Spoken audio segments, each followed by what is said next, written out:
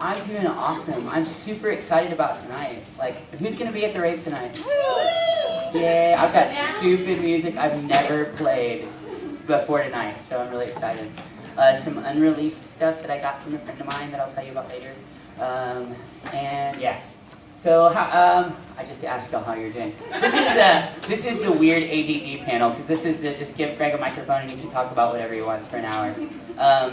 I don't even know, did they call it Flying Panties and Beyond this time? Does it have the right name? Spotlight on Greg. I did that panel. The panel was called Flying Panties and Beyond at Anime Fest, and people thought it was a dirty panel. It's because my new show is called Heaven's Lost Property, and we call it Heaven's Lost Panties, because this show has flying, singing panties. So I'll talk about that. I'll talk about having to wear panties over my head to record something in that show. I'm also going to tease you horribly because I just started a really, really awesome new show, and I cannot talk about it. So I can't, and it's killing me. You have no idea how bad it's killing me. Who was at the industry panel? The reason I couldn't play with my laptop the way I wanted to is, of course, every image on my iPad is from that show. So I'm like, hang on, I had to turn my iPad around several times, but I might hint at what it might be, but I can't tell you for sure. Let's see. So I guess I'll start with an introduction, although if you waited in that horrible line, I'm sure I probably don't need to do too much introduction, but I can tell you about some new things. I'm talking too fast, I'm going to pass out. My name is Greg Ayres. I'm a voice actor. Started working at ADD Films in Houston, Texas. Since then I've gone on to work for Funimation, Sentai Filmworks, Seraphim Digital, Ogretron 5000.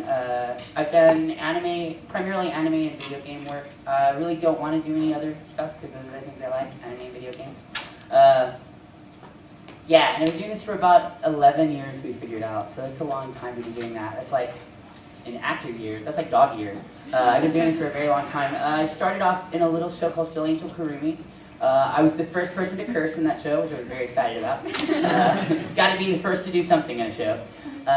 And then I came back, and it's really cool because I was this dub-hating, like, fan sub, not fan sub, but like subtitle snob. I was like, I never watched it in English, it's horrible in English, it's never as good as Japanese.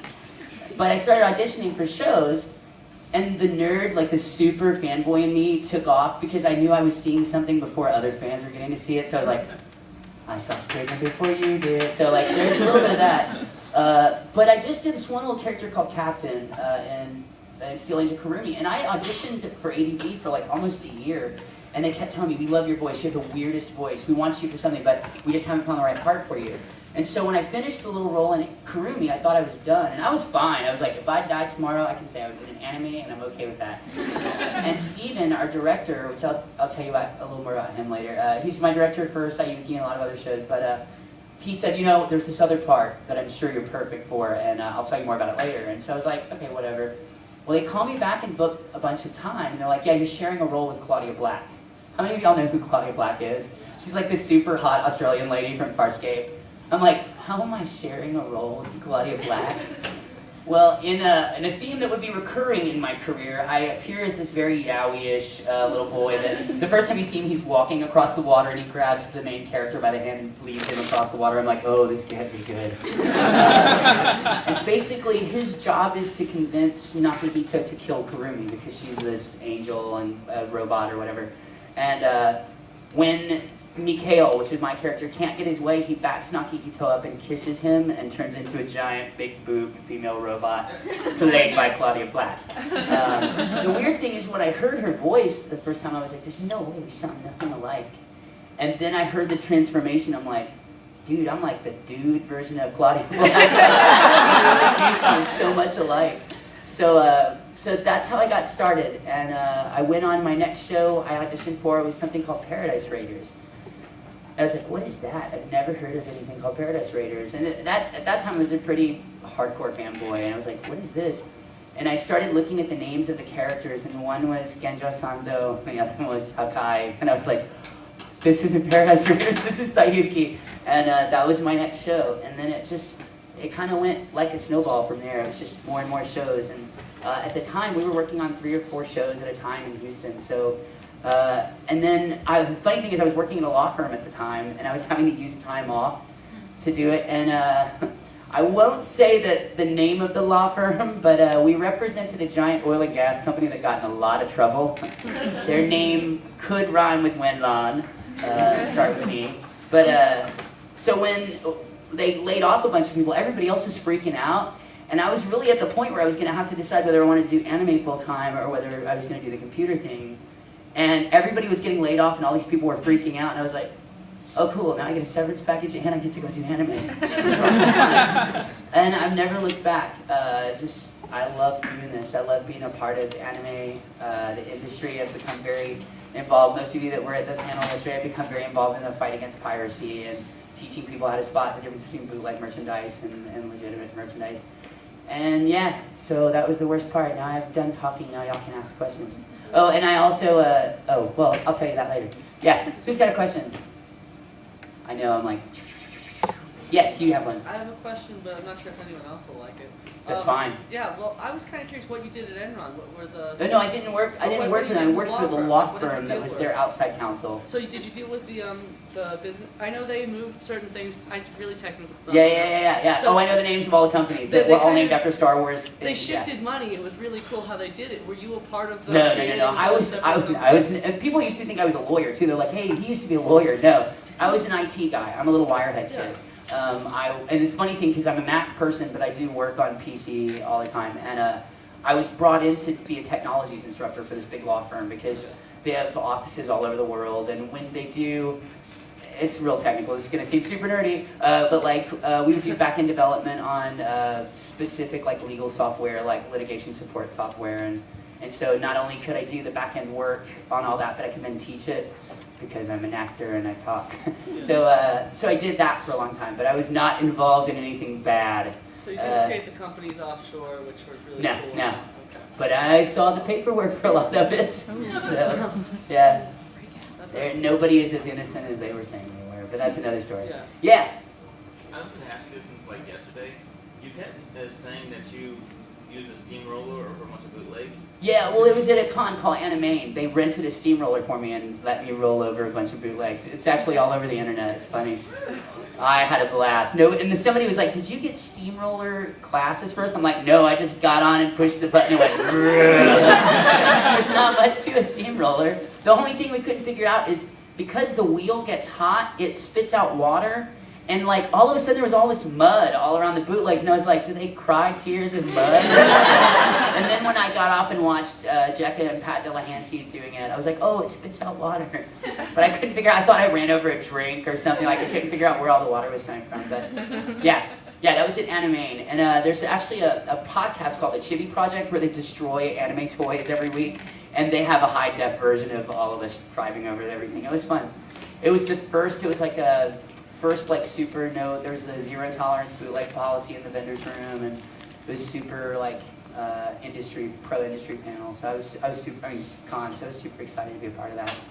And the kid that runs that con is the kid that started Keep Anime Alive, the one that I was just talking to them in the vendor's room about where you could find a good list of how to spot the differences. And this one kid, Colin Harvey, who's super cool, a friend of mine, he's the one that did it. He's the one that started that con and keeps Keep Anime Alive up and all that. So, who's got another question? Yes? What are some of your convention pet peeves? Oh, wow, that's awesome. That's one of the best questions I've ever gotten asked. Mine are a lot different than most actors because I also staff 3 cons during the year. I'm on like executive staff for OhioCon. I run the rave at Anime Boston and at OniCon. So while that sounds like it's fun, there's a lot of like stuff that goes along with it. So the things that I get mad about usually don't have anything to do with the convention organizers themselves. It's usually with the hotels and the spaces that we rent. Specifically because of what I do, I deal with the rave, and or dance, as we call it in some places. Because we'll have a contract that says we can play until 6 in the morning, and the whole idea of letting us play all night is to keep people entertained so they don't break the hotel. Because, that's when you see kids sitting on the elevator floor with the furniture dragged in, so you give everybody something to do, and it's good for the convention, and it's good for everybody else. And then they'll come in and try to shut everything down just because it's noisy at, say, 2 o'clock. And guess what Greg usually does? Turns it on. I also don't like a lot of my pet peeves are starting to be with actors, because a lot of voice actors think that this is all about them. And really, this is all about you getting to see your friends and getting to hang out and go to the vendor's room. And it's not about let's make somebody famous and pay $10 for their autograph.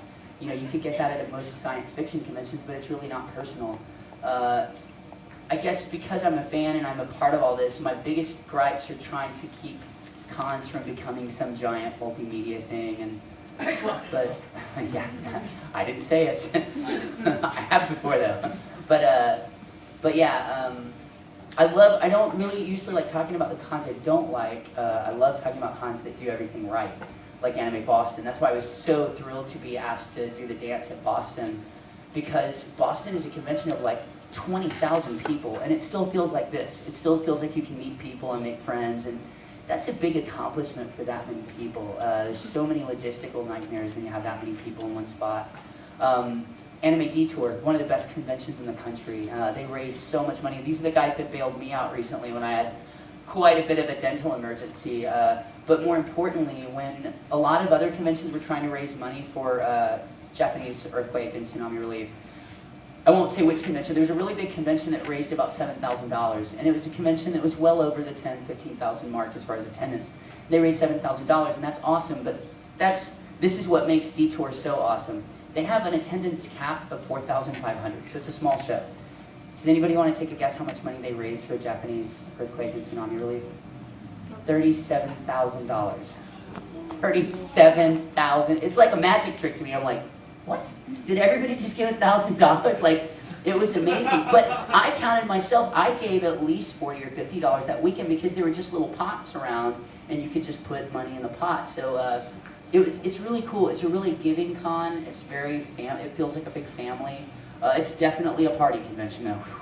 There are plenty of wild stories that come from Minneapolis that time of year. OhioCon's a real fun show. I love small shows specifically. I go to one show every year in Paducah, Kentucky called OMG Con. And the first year I was there, every other guest canceled, and they like called me up. They're like, it says on animecons.com that you've never, this was before my heart attack, that you've never canceled the convention. I'm like, yeah, why? Well, all of our other guests have canceled. I'm like, oh no, I'm packing right now. But the bad thing about being the only guest at the con, it was like the Greg show all week. I was like, hello. By the end of the weekend, I knew everybody's name. But it's still like, I think it's almost to 1,000 people now, but it's super cool. And it's just 4 kids that decided they shouldn't have to drive to some big city to have a fun anime convention. They're like, we can do this in Paducah. So it's super cool. I like shows that provide a place for us to do this, you know, and with little drama and little complication.